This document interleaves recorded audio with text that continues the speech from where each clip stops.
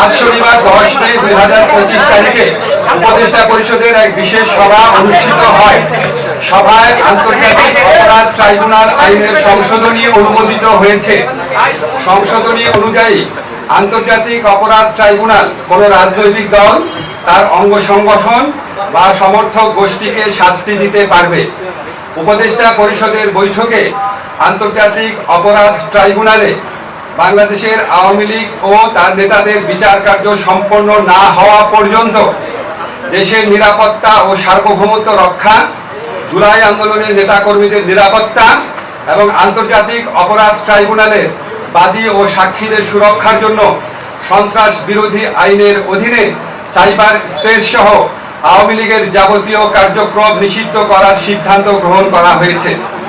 এই বিষয়ে প্রয়োজনীয় পরিপত্র পরবর্তী কর্মদিবসে জারি করা হবে। এর পাশাপাশি